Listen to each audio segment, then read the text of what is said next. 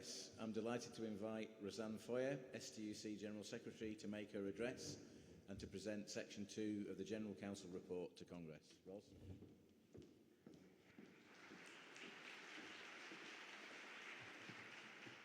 Thank you, President, and it is afternoon. Good afternoon, Congress. I'd like to start by thanking our STUC President Richard Hardy for his hard work over this past year, supporting the whole STUC team and the General Council. And Richard's actually been a really unfailingly hard-working and enthusiastic President for us. He's represented the STUC at events and rallies in communities across Scotland. He's helped lead our funding discussions with the TUC, and he's doing a great job representing our movement's interests on bodies like the Just Transition Commission. So please allow me, Congress, to place on record my thanks to Richard for all his efforts on the STUC's behalf. Thank you, Richard.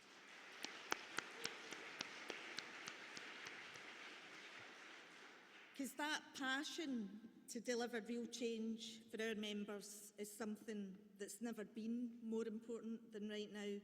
And over the past year, we've seen many people in this hall supporting our movement's challenge against the cynical organising by extremist forces in our communities. Forces that call us woke because we care, because we offer our solidarity to the most vulnerable while they try to divide us, scapegoat people and blame. And I want to pay tribute to the work being led by our fantastic trades councils across Scotland, supported by local union branches, leading from the front in fighting against those forces.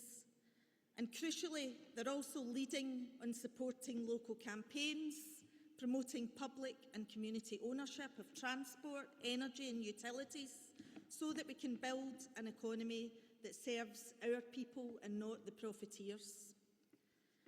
Across Scotland, Congress, our movement has been out in communities, having conversations and showing people that by uniting and coming together, we can build positive change locally, just as trade union members do every day by exercising that collective power in our workplaces.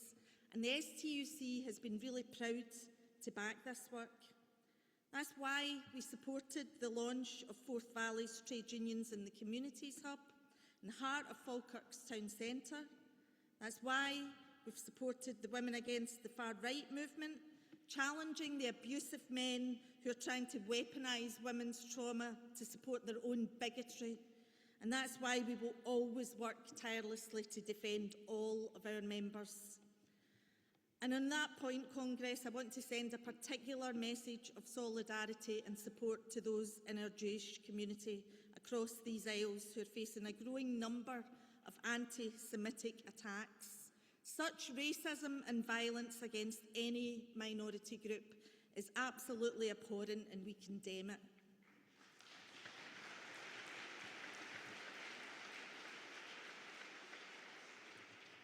Because whenever equality and diversity come under attack, our movement is there to defend, protecting women's abortion rights, supporting migrants, refugees and asylum seekers, and ensuring that trans people are seen, heard, respected, and above all, feel included in our spaces.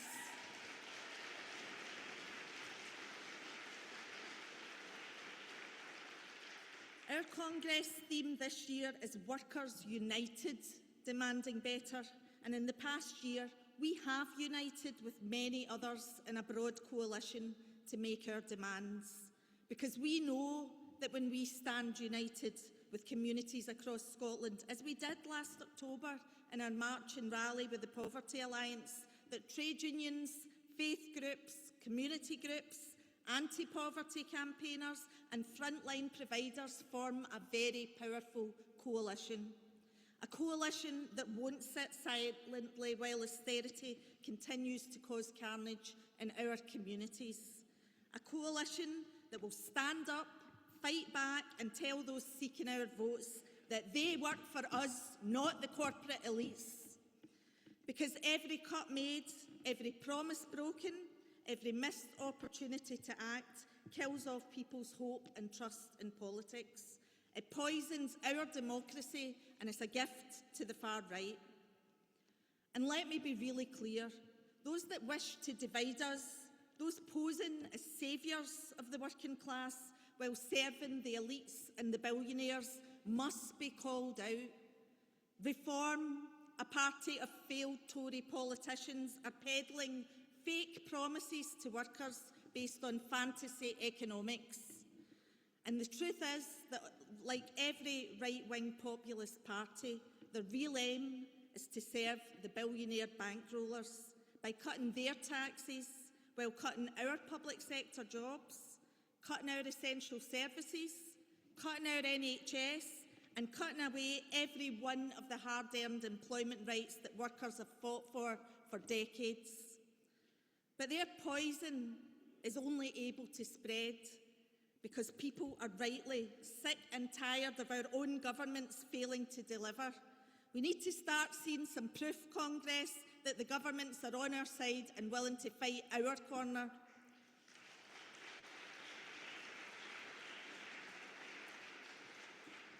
And that's why governments must deliver secure, unionised work that tackles the cost of living scandal.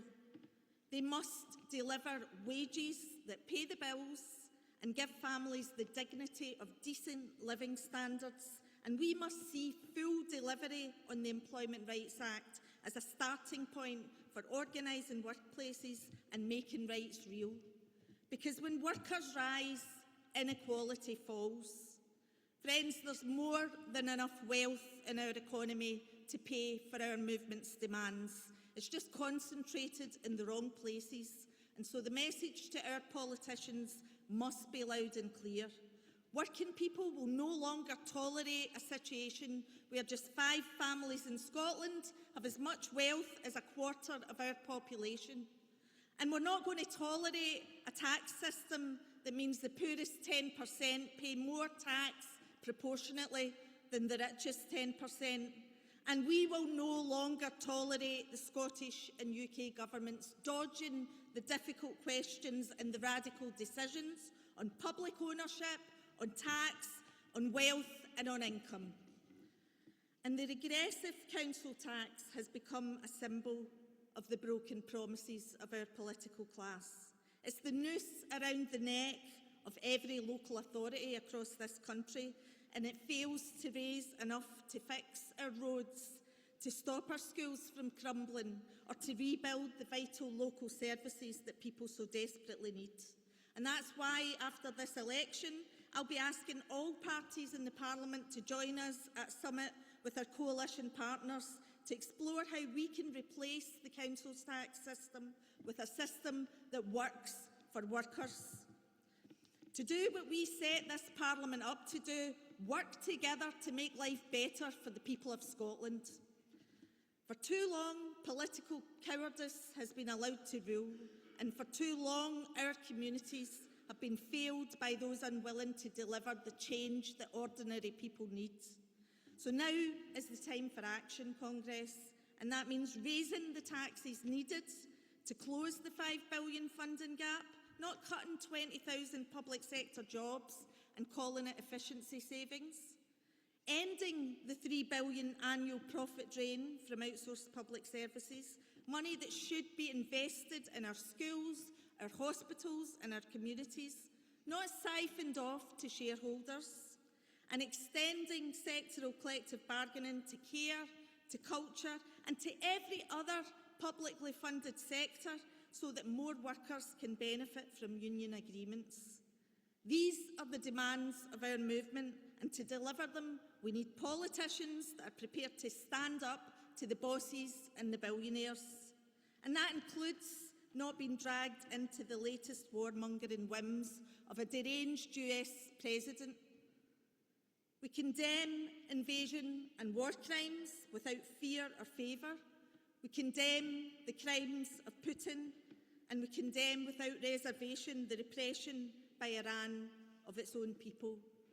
But without any apology, we raise our loudest condemnation of the crimes in which our country is directly or indirectly complicit. Genocide in Gaza, war crimes in the Lebanon, and the killing of school children in Iran. Be in no doubt, Congress, the greatest source of our people's insecurity and the greatest source of insecurity across the world right now are the governments of the USA and Israel.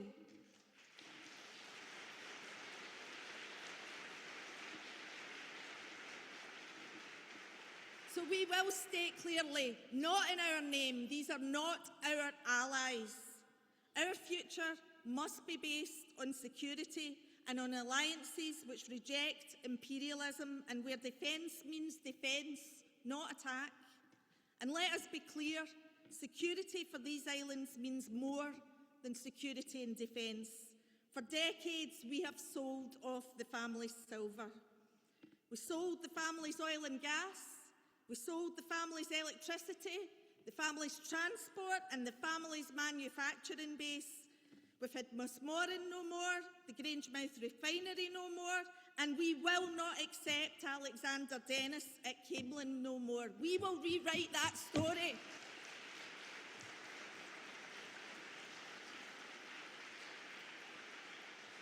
Because with every hammer blow, insecurity for our people increases. Fear grows, dissatisfaction festers, and we need to reclaim that economic security. It's the power to create the jobs we need. It's the power to direct our own oil and gas resources whilst they're still required. It's the power to take ownership of our offshore and onshore wind. It's the power to nationalise our buses and to demand, not ask, demand that the new generation of green electric buses are built here in Scotland.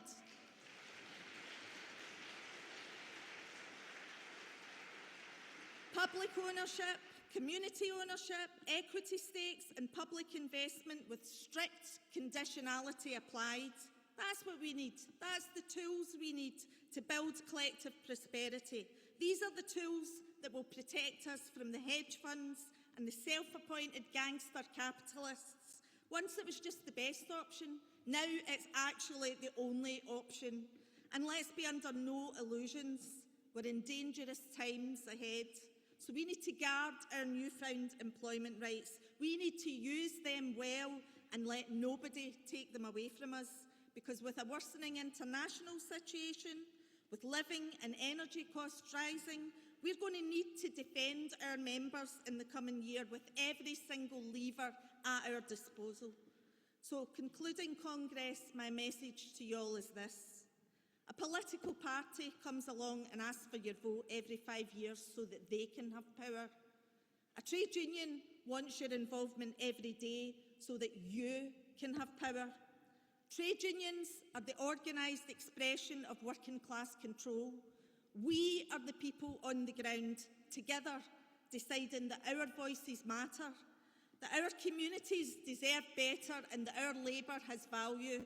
Scotland already has the wealth, we have the talent, we have the resources to build a fairer nation, one that offers real security for our people. We call on the politicians to make that their mission. Not through flag waving, not through scapegoating, not vague promises, not nostalgia for a past that never was. We demand better than that. So let's be proud, let's be loud, let's be unapologetic in our demands. We're no longer going to accept the script being written for us by the bosses, the billionaires and all those that serve them. We, the workers of Scotland, need to be the authors of our own destiny, and now is the time to start writing our story. Solidarity Congress, I move the General Council report.